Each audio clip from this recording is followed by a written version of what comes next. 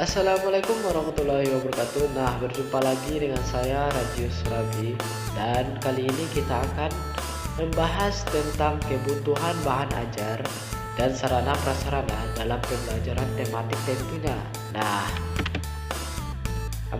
yang perlu kita bahas pertama yaitu kebutuhan bahan ajar dan sarana prasarana dalam pembelajaran tematik.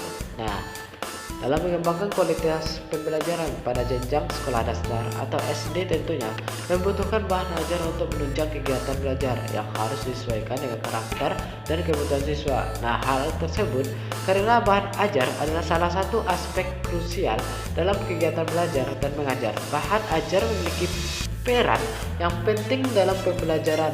Nah, pada dasarnya merupakan perpaduan dari berbagai disiplin ilmu yang tercakup dalam ilmu alam. Maka dalam pembelajaran ini memerlukan bahan yang tercakup dalam ilmu alam.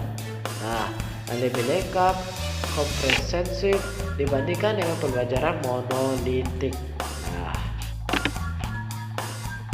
Nah, perlu kita ketahui lagi kebutuhan sarana prasarana dalam pembelajaran tematik ini. Nah, implikasi terhadap pengaturan tempat duduk. Nah, dalam pelaksanaan kegiatan pembelajaran tematik ini perlu dilakukan pengaturan ruang kelas agar terjadi pembelajaran yang aktif, kreatif, efektif, dan menyenangkan atau paket. Nah, selanjutnya yaitu implikasi terhadap pemilihan bentuk kegiatan. Nah, agar proses pembelajaran berjalan dengan efektif dan tidak menjenuhkan, maka perlu dilakukan variasi supaya bentuk dari kegiatan tersebut tidak menonton atau sangat mendukung siswa dalam proses pembelajaran. Nah, ketiga yaitu implikasi terhadap pemberian respon atau penguatan. Nah, pemberian respon terhadap peserta didik sangat berpengaruh ya, sebab pemberian penguatan perlu dilakukan untuk memberikan respon terhadap perilaku atau peserta didik yang dianggap positif agar perilaku tersebut dapat berulang kali dan dapat meningkatkan motivasi dan semangat belajar dari peserta didik itu sendiri. Nah, perlu kita ketahui sarana prasarana sumber belajar dan juga media. Dan dalam pembelajaran tematik ini diperlukan berbagai sarana dan prasarana pembelajaran yang pada dasarnya relatif sama dengan pembelajaran yang lainnya, sebab hanya saja dia memiliki kekhususan tersendiri. Sebab